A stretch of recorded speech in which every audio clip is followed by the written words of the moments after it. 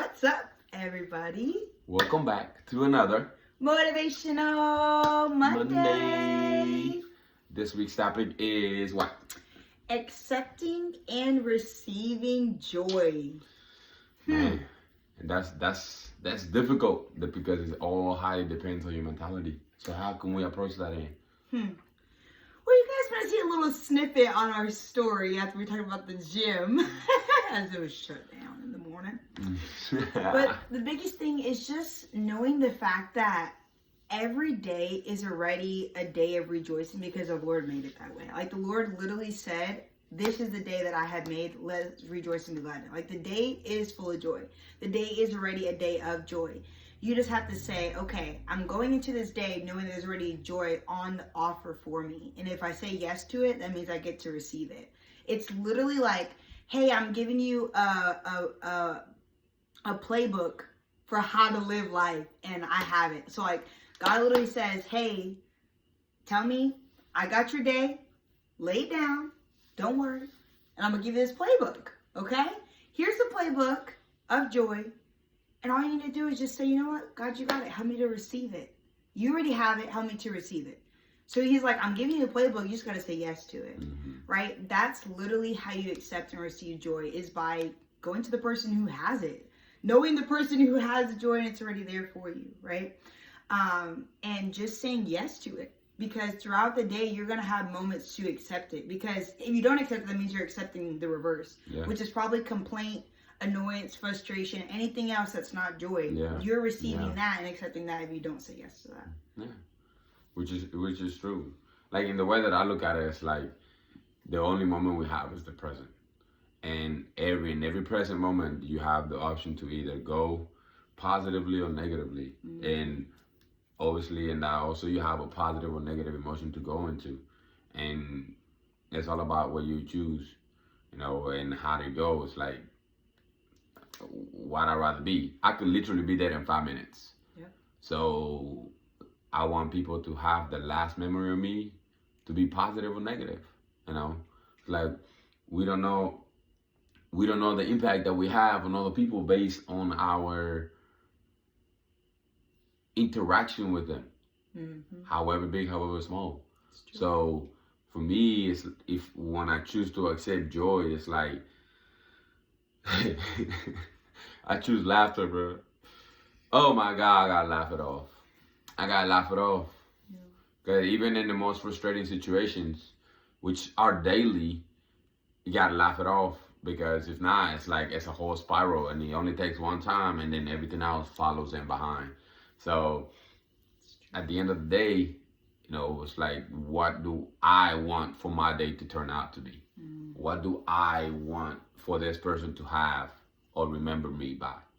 Right? If that's the impact that you choose to, but if that's not, then if you're highly selfish and be like, hey, I just do me because I want to do my days, that's also great. How do you do that? Right? By simply choosing to do the things that you want to do and you need to do in a positive and enjoyable manner. It really is simple. It's just difficult to acknowledge it because it all depends on our mentality. It all depends on how you think about it and how you process it.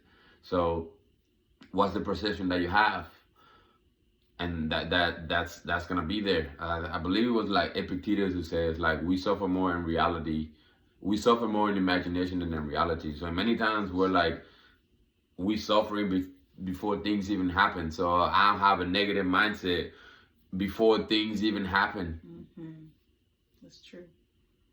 Rather than just be present in every moment. Yeah, that's true. Master Marcus Aurelius, devote every level of energy that you have to your present moment, because that's the only moment that you have. Nothing is promised. Yeah. And the moment you begin to realize and accept that, that's the moment when you begin to appreciate and enjoy and choose the joy that is being laid out in front of you, because it's always there. It's just you have to pick it. You have to accept it. Like, all right, let me have it. Yeah. Go to the store, candy store, let me have it. Yeah. Gotta go in and grab it. Grab your joy. Let me get some joy. Joy. Joy.